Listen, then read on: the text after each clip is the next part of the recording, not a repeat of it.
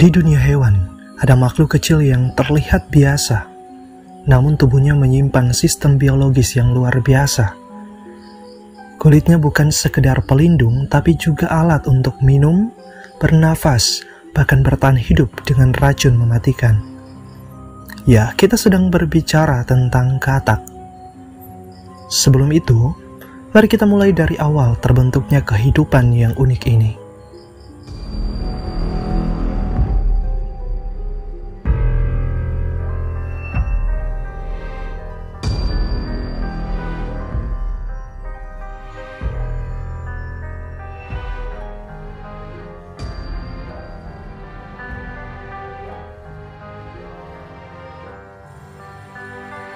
Dari telur kecil yang hampir tak terlihat, hingga menjadi katak yang melompat tinggi, perjalanan ini tidak biasa. Ini adalah kisah metamorfosis katak. Proses transformasi luar biasa yang mengubah makhluk hidup dari air menjadi darat dalam waktu yang singkat. Semua dimulai di permukaan air, di kolam atau rawa. Seekor katak betina meletakkan telur-telurnya yang kecil, biasanya dalam kelompok besar, ratusan bahkan ribuan telur. Setiap telur berisi sebuah embrio yang hampir tak tampak, seperti bola kecil berwarna bening. Tapi dalam beberapa hari, kehidupan mulai muncul. Telur menetas dan lahirlah berudu atau tadpoles. Seperti ikan kecil, mereka hidup sepenuhnya di air. Berudu tidak memiliki kaki, hanya ekor panjang untuk berenang. Mereka bernafas melalui insang menyaring oksigen dari air. Tugas utama mereka adalah makan dan tumbuh. Mereka memakan alga, dan dalam beberapa minggu, tubuh mereka berkembang pesat siap untuk perubahan besar. Sekarang sesuatu yang luar biasa terjadi. Saat berudu berkembang, mereka mulai mengkonsumsi lebih banyak oksigen dan mempersiapkan tubuh untuk keluar dari air. Kaki belakang muncul terlebih dahulu, bukan kaki depan. Ini adalah tahap pertama dari perjalanan menuju kehidupan darat. Saat insang mulai menghilang, mereka mulai bernafas melalui paru-paru kecil. Akhirnya, si berudu Buddha berkembang menjadi katak muda, dengan kaki depan yang muncul dan tubuh yang semakin mirip katak dewasa. Tetapi mereka masih muda, belum sepenuhnya terlepas dari air. Di tahap ini, katak muda mulai menjelajahi daratan untuk pertama kalinya. Tapi perjalanan mereka belum selesai. Mereka masih harus belajar beradaptasi dengan lingkungan yang baru, dari kolam yang basah ke dunia yang kering dan penuh tantangan. Sekarang, setelah melewati semua tahap itu, katak muda akhirnya menjadi katak dewasa yang sepenuhnya mandiri. Mereka bisa bergerak cepat, melompat jauh, dan berburu serangga untuk makan. Disinilah keajaiban metamorfosis selesai. Katak yang awalnya hanya berudu kecil dengan ekor, kini bisa beradaptasi untuk hidup di kedua dunia, darat dan air. Dari telur yang hampir tak tampak, hingga melompat tinggi di hutan, proses metamorfosis katak adalah salah satu keajaiban alam yang tak bisa kita pandang sebelah mata. Sebuah perjalanan dari kehidupan air menuju kehidupan darat yang memperlihatkan betapa luar biasanya alam kita. Tidak seperti manusia, katak tidak pernah meneguk air lewat mulut. Sebaliknya mereka menyerap air langsung melalui kulit, tepatnya di bagian bawah tubuh yang disebut drinking patch, area tipis dan kaya pembuluh darah yang menyerap air dari lingkungan sekitar. Jadi saat seekor katak diam di atas lumut basah, ia sedang menghidrasi dirinya sepenuhnya tanpa menelan setetes pun air. Bukan hanya air, kulit katak juga menjadi saluran napas. Inilah yang disebut respirasi cutaneous. Lapisan kulit katak dipenuhi pembuluh darah kecil yang memungkinkan pertukaran oksigen dan karbon dioksida langsung dengan udara atau air. Bahkan dalam kondisi tertentu, seperti saat hibernasi atau menyelam dalam waktu yang lama, kulit menjadi satu-satunya alat bernafas. Beberapa spesies ekstrim bahkan hidup tanpa paru-paru sama sekali. Di hutan hujan Amerika Selatan, hidup katak kecil berwarna mencolok. Indah, ya, berbahaya sangat. Kulit mereka mengandung batrachotoksin, racun saraf yang mampu membunuh dalam hitungan menit. Tidak ada penawar, tidak ada peringatan kedua. Uniknya, racun ini bukan diproduksi sendiri, tetapi dikumpulkan dari makanan, serangga dan semut beracun. Tubuh katak lalu menyimpannya di kulit sebagai sistem pertahanan alami. Di balik bahaya itu ilmuwan melihat harapan. Kulit katak menghasilkan peptida antimikroba, zat alami yang membunuh bakteri, virus, dan jamur. Berbeda dari antibiotik biasa, senyawa ini bekerja tanpa menyebabkan resistansi. Beberapa racun katak bahkan sedang diuji untuk mengatasi kanker, nyeri kronis, hingga penyakit saraf. Contohnya, epibatidine, zat dari katak kecil di Ekuador. Efek penghilang rasa sakitnya 200 kali lebih kuat dari morfin tanpa sifat adiktif. Sederhana dari luar, namun rumit di dalam. Kulit katak adalah contoh betapa luar biasanya desain alam. Dari air, dari udara, hingga racun dan obat. Semua tersimpan dalam satu lapisan tipis yang terus membuat para ilmuwan tercengang. Jangan remehkan katak. Di balik kulitnya ada rahasia kehidupan yang mungkin suatu hari menyelamatkan hidup kita.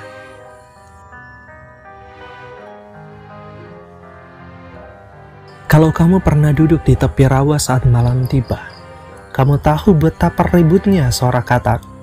Tapi tunggu dulu, itu bukan sekedar kebisingan acak, itu bahasa. Dan yang mengejutkan, setiap katak berbicara dengan cara yang unik. Setiap spesies katak punya suara yang khas, persis seperti sidik jari pada manusia. Dari nada rendah seperti dengungan drum, sampai suara tajam seperti siulan, semuanya unik. Jadi kalau kamu dengar krok tertentu di malam hari, para ilmuwan bisa langsung tahu, oh itu si Hyla cinerea, tanpa harus melihatnya. Yang paling terkenal memang katak jantan bersuara untuk menarik betina. Tapi tunggu dulu, itu baru satu alasan. Katak juga bersuara untuk menandai wilayah. Kalau ada katak jantan lain yang nyelonong ke kolamnya, langsung disapa dengan nada keras, ini tempat saya.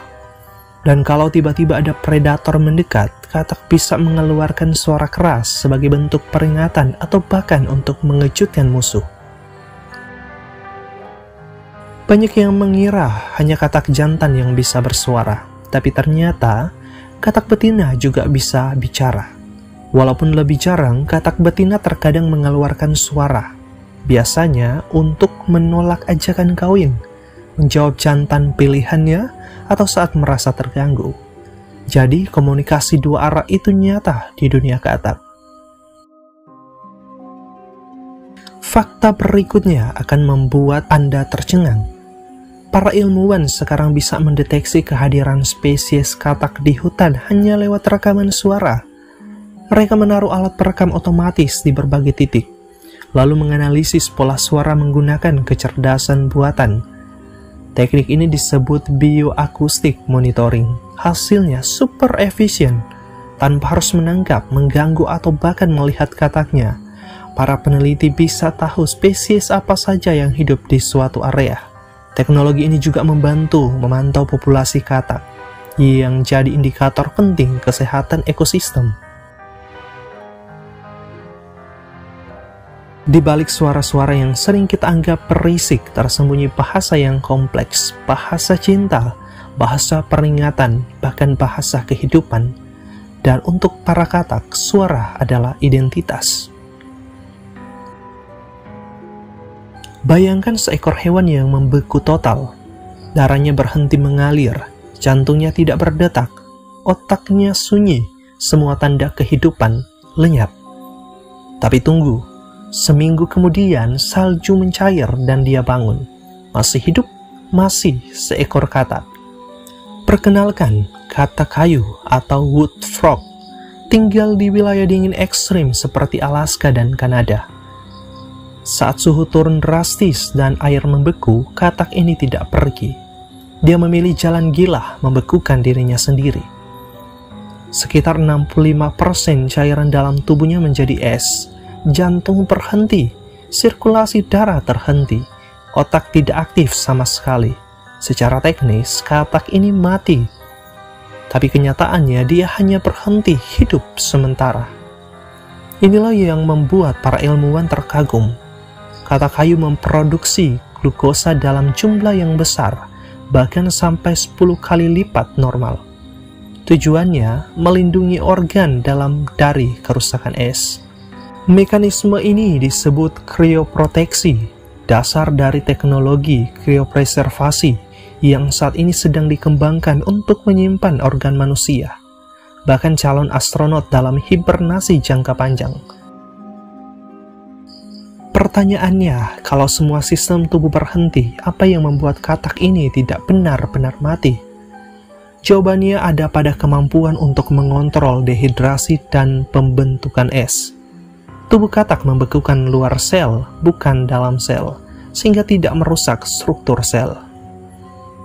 Saat musim semi tiba, es mulai mencair. Glukosa yang tadi melindungi perlahan dibuang. Jantung mulai berdetak lagi, darah mengalir, dan katak itu bangun seolah tak pernah terjadi apa-apa. Studi tentang katak kayu memberi kita petunjuk penting untuk masa depan. Bagaimana menyimpan organ lebih lama untuk transplantasi, bagaimana tubuh bisa bertahan dalam suhu ekstrim, bahkan bagaimana manusia bisa tidur panjang di luar angkasa. Apa yang dulu hanya ada di film fiksi sains, hari ini katak kayu menunjukkan bahwa itu mungkin terjadi. Dari makhluk kecil yang nyaris tak terlihat, kita belajar tentang hidup, mati, dan kebangkitan. Dan siapa tahu, suatu hari rahasia katak ini bisa membuat manusia tidur di bintang-bintang.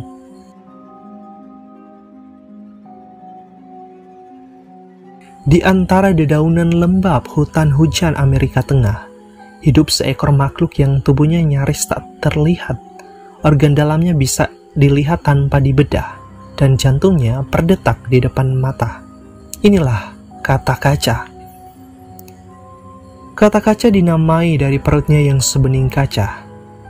Kamu bisa melihat usus hati bahkan jantung berdetak dengan jelas. Transparansi ini bukan cuma keunikan artistik alam. Penelitian terbaru menunjukkan ini alat kamuflase biologis.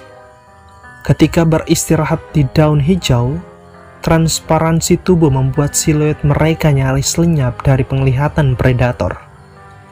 Mereka tidak sepenuhnya tak terlihat, tapi tubuhnya membiarkan cahaya menembus dan menyamarkan tepi tubuh. Efeknya seolah-olah mereka menghilang.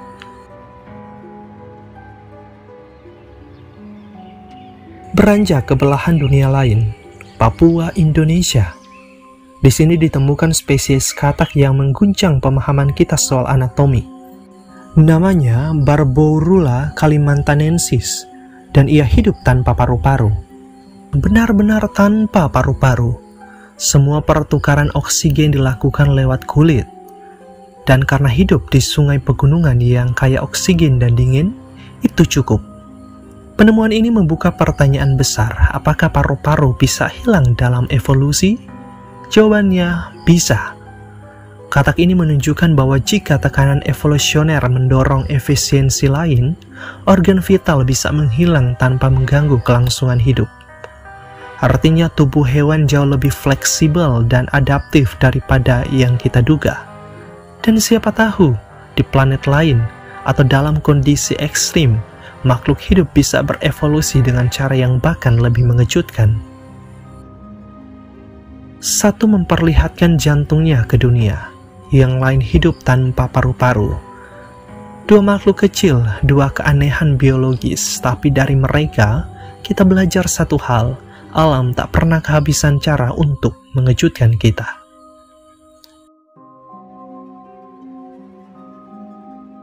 Bagi sebagian orang, katak hanyalah makhluk berlendir yang suka melompat.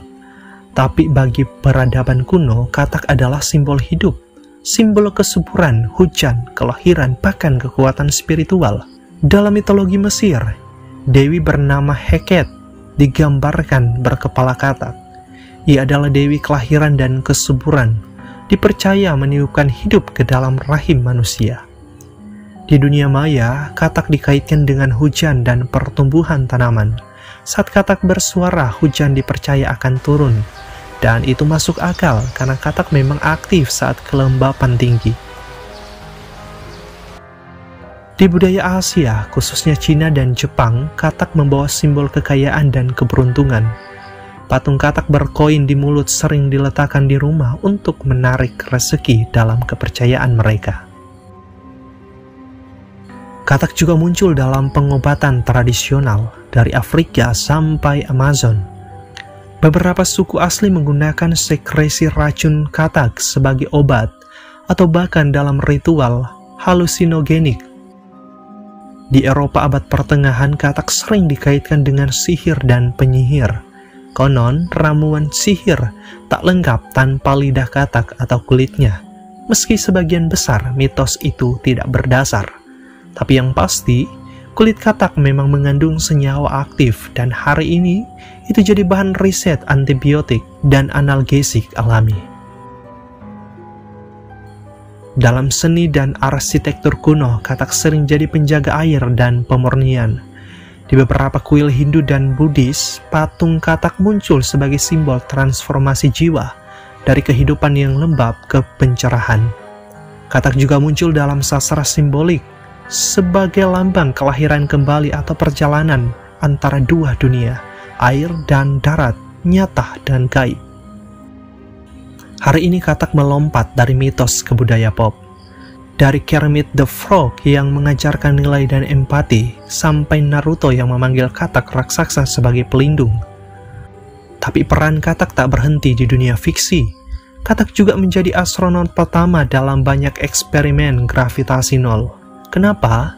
Karena embrio katak mudah diamati dan sistem sarafnya mewakili banyak vertebrata. Dari situ ilmuwan belajar bagaimana tubuh berkembang di luar angkasa, sesuatu yang penting untuk masa depan manusia. Katak bukan sekedar makhluk berlendir yang melompat di rawa. Ia adalah simbol kuno, subjek ilmu, dan ikon budaya. Dan selama ribuan tahun, ia terus menunjukkan satu hal, makhluk kecil ini pun punya peran besar dalam kisah manusia.